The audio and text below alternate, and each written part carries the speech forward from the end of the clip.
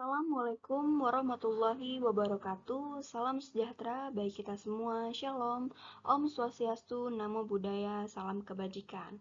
Perkenalkan, nama saya Desma Mahlia Putri dengan NIM 2020-714 serta rekan-rekan saya yang pertama Farah Prawanti Putri dengan NIM 2020-744, Putri Febrianti dengan NIM 2020-786 dan Azara Redita Isfin dengan NIM 2020-793.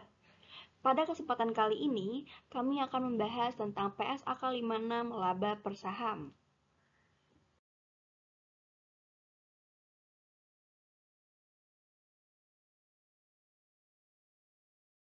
Kita akan membahas tentang laba per saham atau biasa kita sebut sebagai earning per share atau EPS.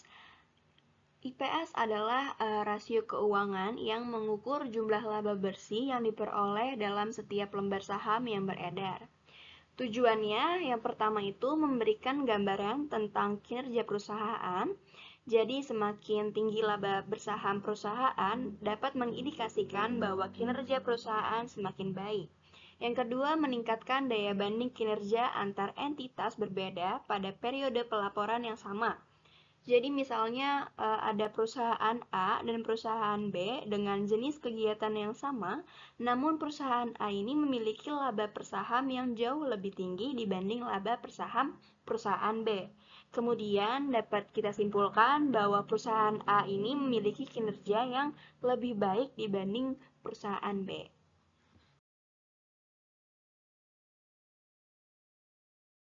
Selanjutnya, kita akan membahas tentang ruang lingkup. Nah, ruang lingkup dari laba per saham adalah laporan keuangan individual entitas dan laporan keuangan konsolidasian suatu grup dengan entitas induk, di mana baik individual entitas maupun entitas hasil konsolidasian memiliki saham biasa atau efek berpotensi saham biasa. Yang kedua, menyampaikan atau dalam proses penyampaian laporan keuangannya kepada regulator pasar modal.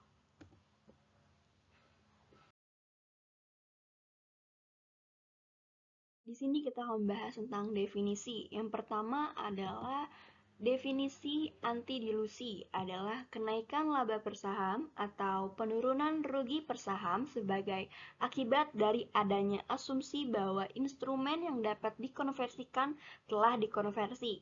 Yang kedua adalah dilusi. Dilusi merupakan penurunan laba per saham atau peningkatan rugi per saham sebagai akibat dari adanya asumsi bahwa instrumen yang dapat dikonversikan telah dikonversi.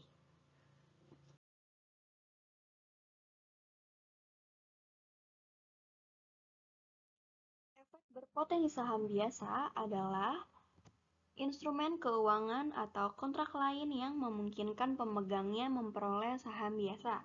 Contoh dari efek berpotensi saham biasa adalah yang pertama, liabilitas, keuangan atau instrumen ekuitas termasuk saham preferen yang dapat dikonversikan menjadi saham biasa atau share ordinary. Yang kedua ada opsi, ada warrant, yang terakhir ada saham yang akan ditempatkan berdasarkan pemenuhan syarat akibat adanya kesepakatan kontraktual, misalnya seperti pembelian suatu bisnis atau aset lainnya.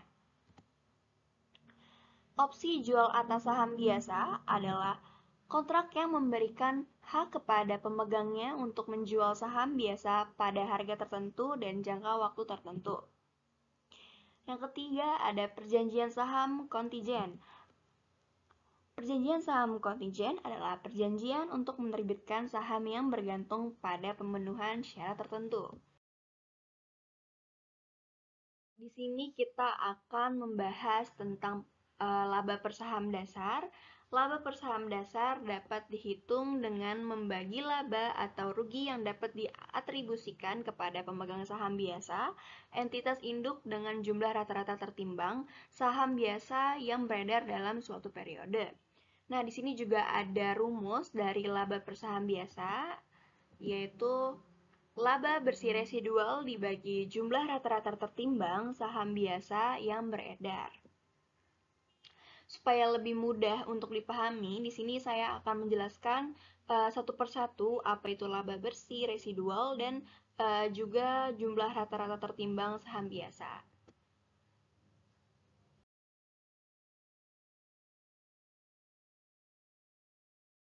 Dimulai dari laba bersih residual adalah laba bersih yang dikurangi dengan dividen saham utama, di mana menurut PSAK 56 yang dimaksud dividen saham utama ini adalah yang pertama, jumlah dividen saham utama bukan kumulatif yang diumumkan bagi periode bersangkutan.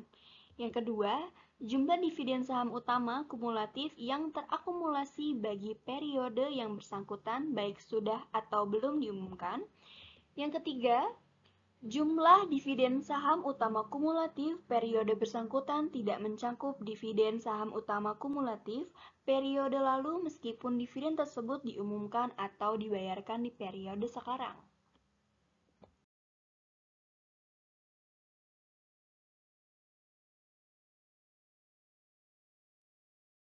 Jumlah rata-rata tertimbang saham biasa, saham beredar dalam jangka waktu tertentu yang dikalikan dengan faktor pembuat waktu atau yang biasa kita kenal sebagai fraction of year. Fraction of year atau faktor pembuat waktu adalah jumlah hari beredarnya sekelompok saham dibandingkan dengan jumlah hari dalam suatu periode. Supaya kalian lebih jelas dan lebih mudah, di sini saya akan menjelaskan cara menghitung jumlah rata-rata tertimbang saham biasa yang beredar.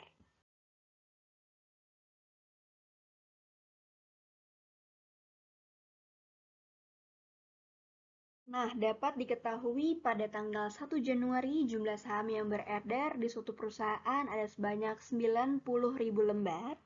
Di tanggal 1 April, perusahaan tersebut menerbitkan 30.000 saham biasa. Nah, kemudian di tanggal 1 Juli, perusahaan membeli kembali sahamnya yang beredar sebesar 39.000 lembar dan yang terakhir ini di tanggal 1 November, perusahaan menerbitkan saham biasa sebanyak 60.000 lembar saham biasa. Kemudian pada 90.000 lembar saham itu ditambah 30.000 lembar saham pada tanggal 1 April kan, dia menerbitkan 30 lembar ribu.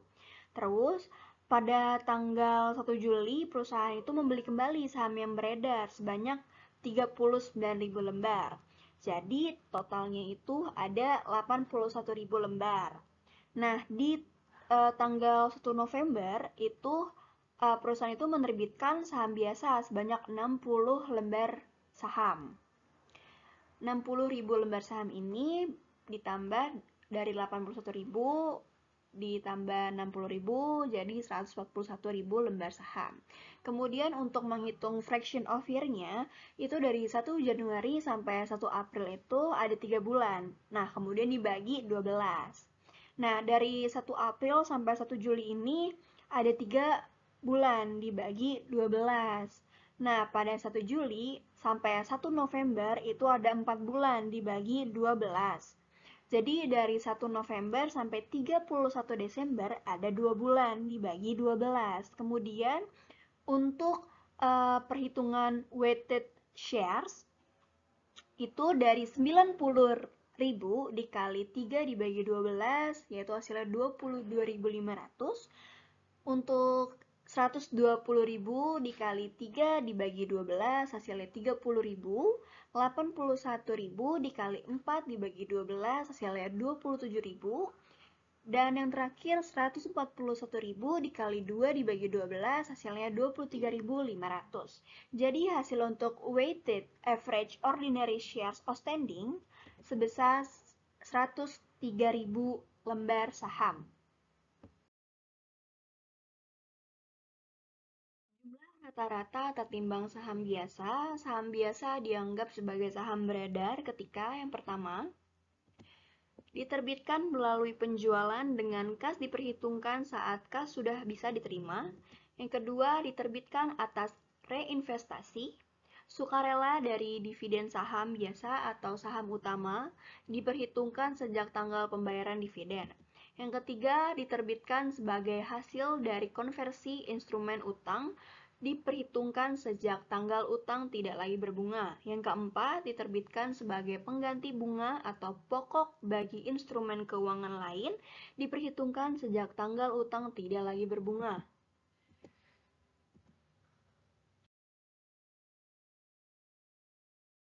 5. Diterbitkan dalam rangka penyelesaian utang perusahaan diperhitungkan sejak tanggal penyelesaian tersebut. Yang keenam, diterbitkan sebagai pembayaran atas perolehan aset bukan kas diperhitungkan sejak tanggal perolehan tersebut diakui. Yang ketujuh, diterbitkan sebagai pembayaran atas jasa kepada perusahaan diperhitungkan sejak jasa yang bersangkutan diterima perusahaan. Presentasi selanjutnya akan disampaikan oleh rekan saya. Terima kasih. Apabila dalam satu periode ada perubahan jumlah saham beredar yang tidak mengubah sumber daya, selain peristiwa konversi efek berpotensi saham biasa, maka jumlah rata-rata tertimbang saham biasa yang beredar selama satu periode dan untuk seluruh periode sajian harus disesuaikan. Nah, contohnya itu ada kapitalisasi laba dan kapitalisasi agio. Lalu yang kedua unsur bonus dalam penerbitan saham lainnya, yang ketiga pemecahan saham atau stock split, dan yang terakhir ada penggabungan saham. Nah, ini contoh dari transaksi LPS dilusian.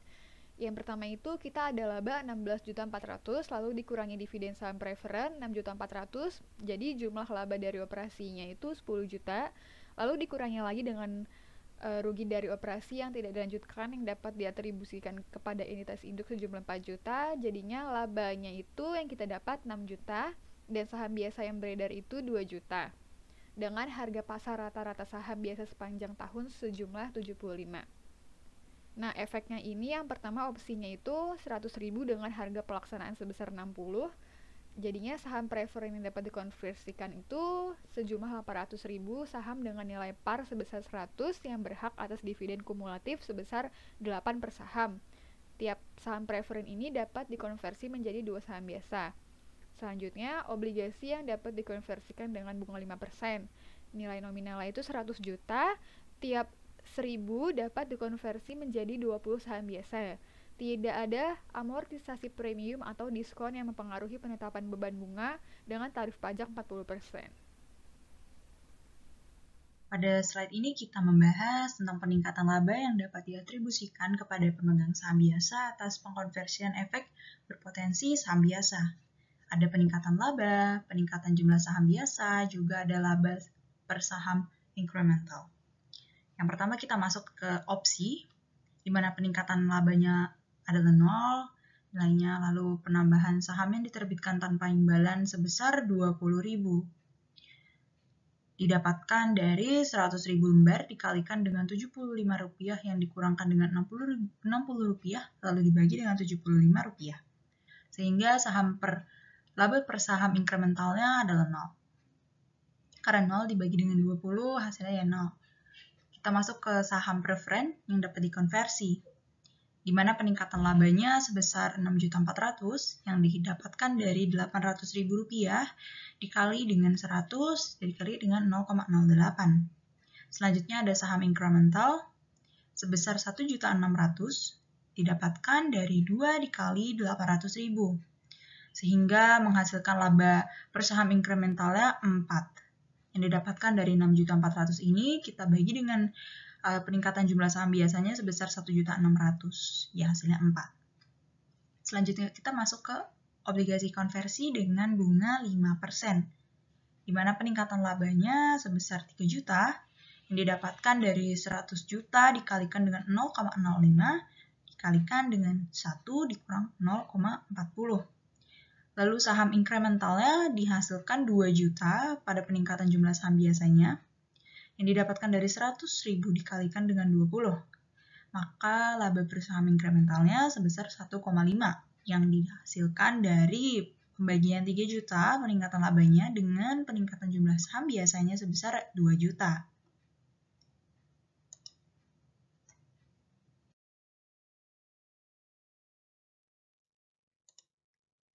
Selanjutnya kita masuk pada perhitungan laba per saham dilusian.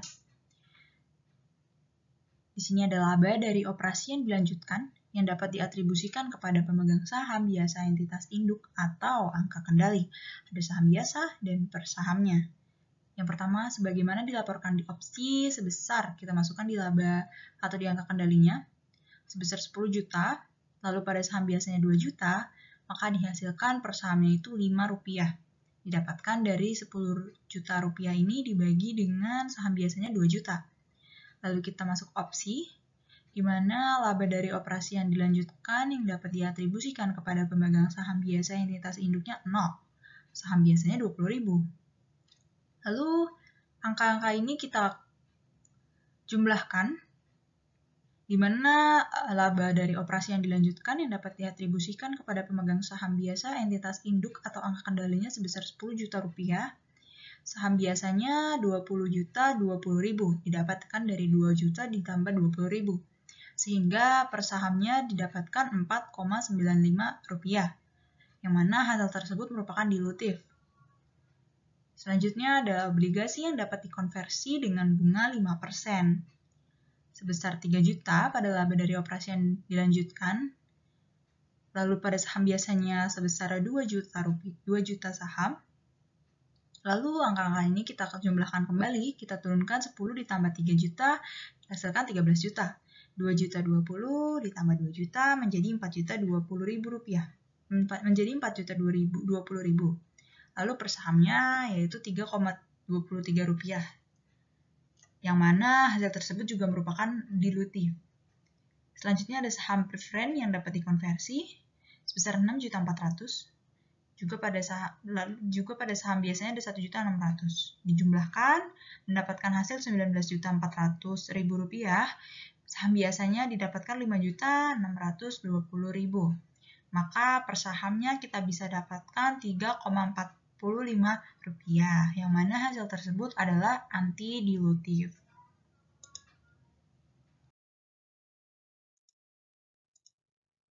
Selanjutnya kita membahas LPS dasar dan LPS dilusian.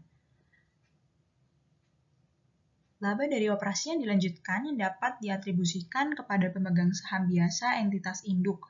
Kita dapatkan angka di LPS dasarnya sebesar Rp5. Di LPS dilusiannya menjadi Rp3,23. Selanjutnya rugi dari operasi tidak dilanjutkan yang dapat diatribusikan kepada pemegang saham biasa entitas induk.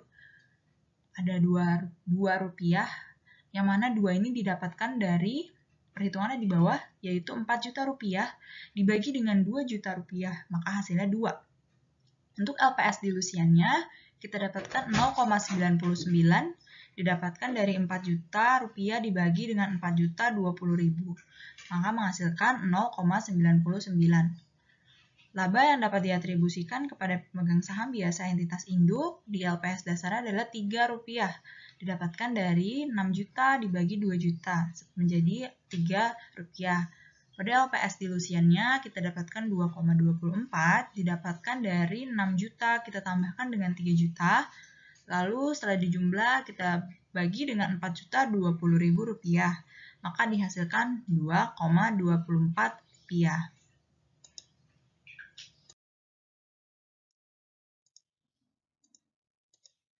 Selanjutnya kita akan membahas tentang penyajian. Yang pertama, di mana perusahaan itu harus menyajikan LPS dasar dan LPS dilusian pada laporan laba rugi untuk seluruh periode yang disajikan.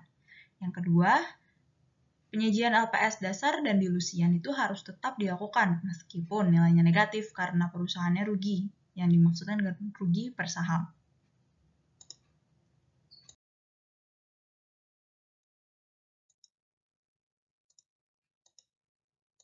Selanjutnya kita akan membahas mengenai pengungkapan, di mana jumlah laba atau rugi yang dipakai sebagai pembilang dalam perhitungan LPS dasar dan dilusian dan rekonsiliasinya dengan laba atau rugi untuk periode yang bersangkutan.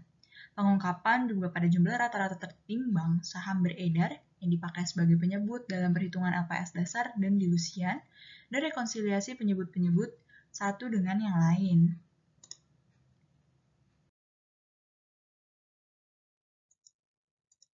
Pada penyajian kembali, jika jumlah saham biasa atau efek berpotensi saham biasa naik dengan adanya penerbitan saham bonus, dividen saham atau pemecahan saham atau turun karena penggabungan saham, maka perhitungan LPS dasar dan dilusian untuk seluruh periode sajian harus disesuaikan secara retrospektif. Dan jika perubahan terjadi setelah tanggal neraca namun sebelum laporan keuangan diterbitkan, maka angka per saham untuk seluruh periode laporan keuangan yang disajikan harus didasarkan pada jumlah baru saham yang beredar.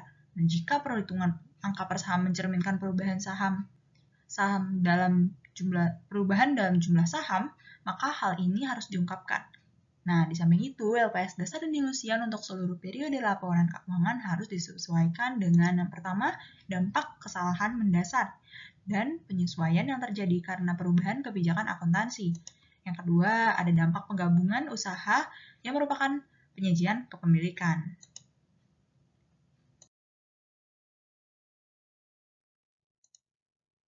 Untuk penerbitan saham bonus, kita punya perhitungannya. Contoh perhitungannya pada laba bersih tahun 20X0 sebesar 1.800.000.000 rupiah. Nah, pada laba bersih tahun 2000X1 sebesar 6 miliar rupiah. Untuk saham biasa yang beredar sampai tanggal 30 September 2000X1 sebesar 2 juta saham. Nah, untuk mendapatkan penerbitan saham bonus per 2 saham bonus untuk setiap saham biasa pada tanggal 1 Oktober 2000X1 yang beredar pada 30 September 2000X1 menghitung dari jumlah saham yang beredar yaitu sebesar 2 juta saham, kita kali dengan 2. Karena di sini penerbitan saham bonusnya per 2 saham bonus, sehingga dihasilkan 4 juta saham. Untuk mendapatkan laba per saham tahun 2000X1, kita bisa dengan pembagian 6 juta rupiah dibagi dengan penjumlahan 2 juta ditambah dengan 4 juta. Maka menghasilkan 1.000 rupiah. Selanjutnya untuk LPS tahun 2000X0 atau laba per sahamnya yang telah disesuaikan itu kita dapatkan dengan membagi laba bersih tahun 2000X0 yaitu 1.800.000 kita bagi dengan penjumlahan saham biasa yang beredarnya 2 juta ditambah dengan 4 juta penerbitan saham bonusnya ya. Lalu dihasilkan ada 300 rupiah.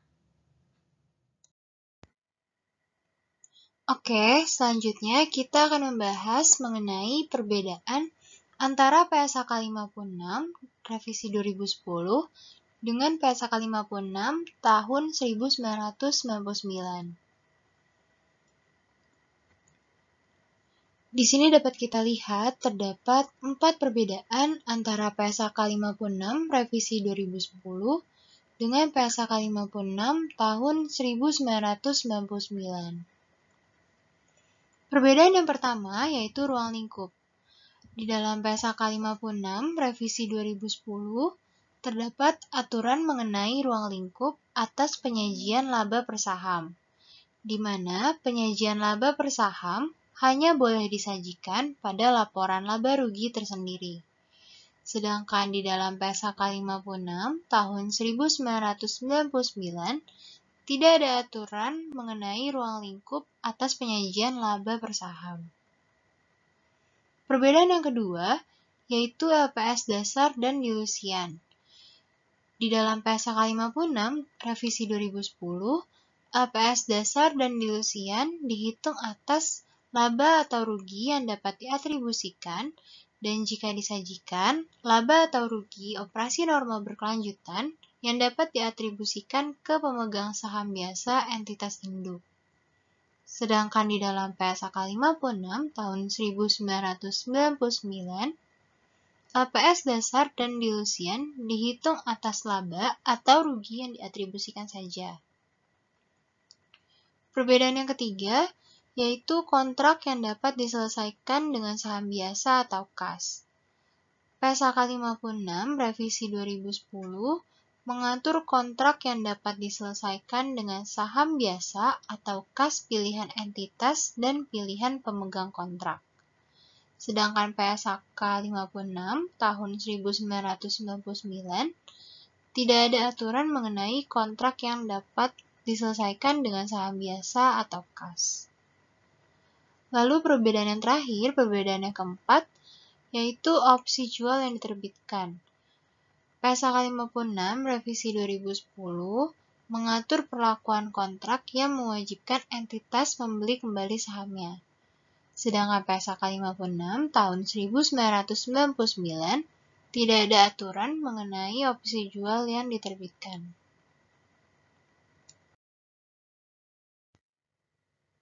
Sekarang kita akan membahas mengenai perbedaan antara PSAK 56 revisi 2010 dengan IFRS.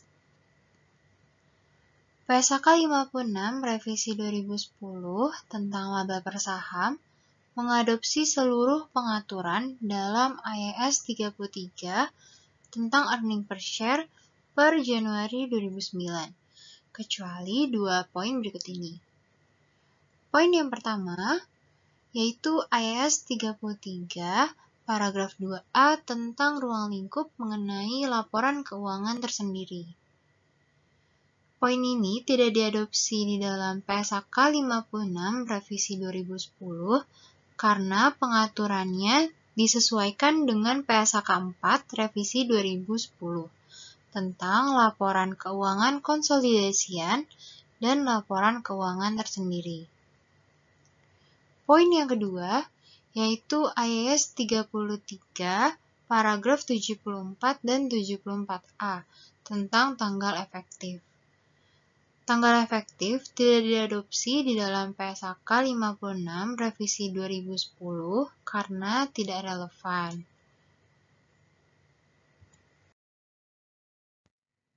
Selanjutnya, perhitungan LPS dasar. Untuk perhitungan laba per saham dasar, jumlah laba yang dapat diatribusikan kepada pemegang saham biasa entitas induk itu terkait dengan dua poin ini. Poin yang pertama, laba atau rugi dari operasi normal berkelanjutan yang dapat diatribusikan kepada entitas induk. Dan laba atau rugi yang dapat diatribusikan kepada entitas induk. Jumlah pada kedua poin ini kemudian disesuaikan dengan jumlah dividen preference setelah pajak, selisih yang berasal dari penyelesaian saham preference, serta akibat lain yang sejenis dari saham preference yang diklasifikasikan sebagai ekuitas.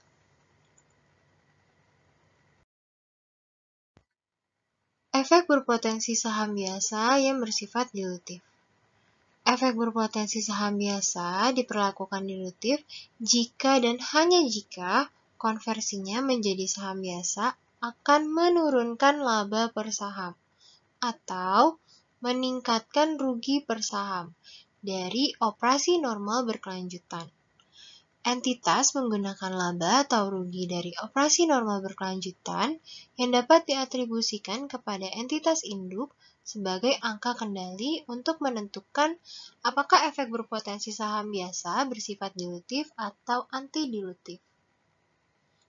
Dalam menentukan apakah efek berpotensi saham biasa bersifat dilutif atau anti-dilutif, setiap penerbitan atau serangkaian penerbitan efek berpotensi saham biasa itu dipertimbangkan secara terpisah, bukan secara agregat. Urutan dalam perhitungannya pun dapat mempengaruhi apakah efek tersebut bersifat dilutif atau anti-dilutif. Oleh karena itu, untuk memaksimalkan dilusi dari laba per saham dasar, setiap penerbitan atau seri penerbitan saham harus dipertimbangkan secara urut, mulai dari yang paling besar, sifat dilutifnya, sampai yang paling kecil, sifat dilutifnya. Ada apa saja yang termasuk efek berpotensi saham biasa yang bersifat dilutif? Sekarang akan kita coba bahas satu persatu. Yang pertama, itu ada opsi, waran, dan instrumen keuangan sejenis. Opsi dan waran biasanya diperhitungkan pertama kali karena efek tersebut tidak mempengaruhi pembilang dalam perhitungan. Opsi dan waran adalah dilutif jika instrumen tersebut berakibat pada ditempatkannya saham biasa pada tingkat harga yang lebih rendah daripada rata-rata harga pasar saham biasa selama periode. Opsi dan waran juga memiliki dampak dilutif hanya jika rata-rata harga pasar saham biasa selama periode tersebut melebihi nilai pelaksanaan opsi atau waran tersebut atau in the money. Kedua, yaitu instrumen yang dapat dikonversikan. Dampak dilutif dari instrumen yang dapat dikonversikan harus tercermin dalam laba per saham dilusian sesuai dengan paragraf 33 dan 36 dari PSAK 56 revisi 2010 ini. Lalu yang ketiga, itu ada saham yang dapat ditempatkan secara kontingen.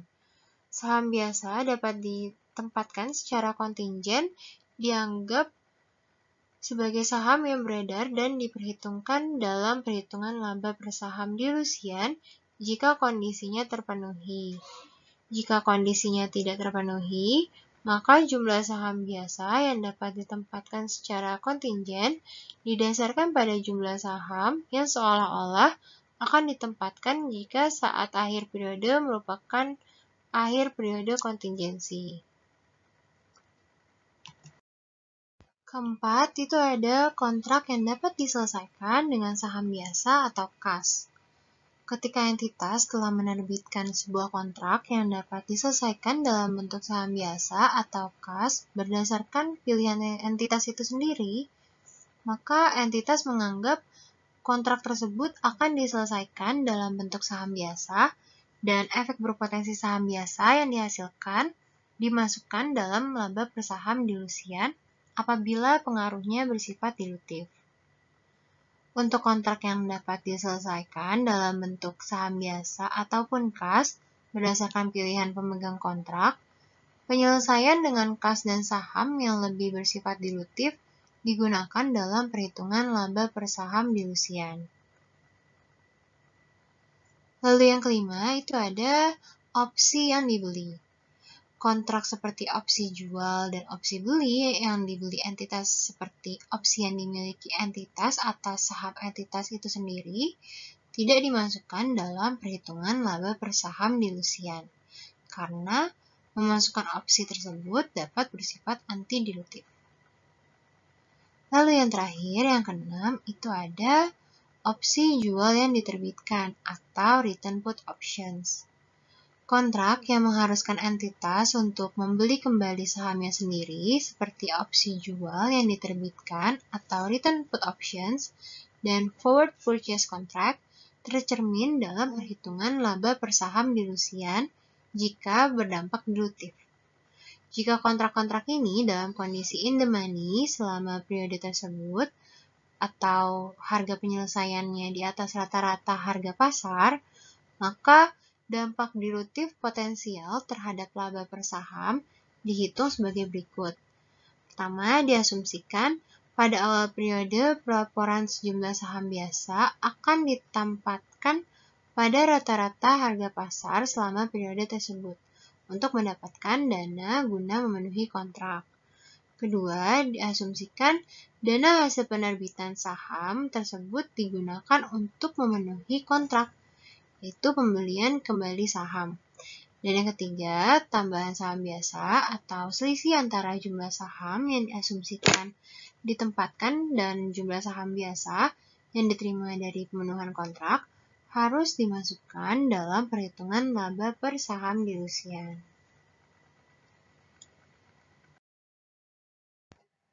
Sekian video materi PSAK 56 tentang laba per saham dari kelompok kami.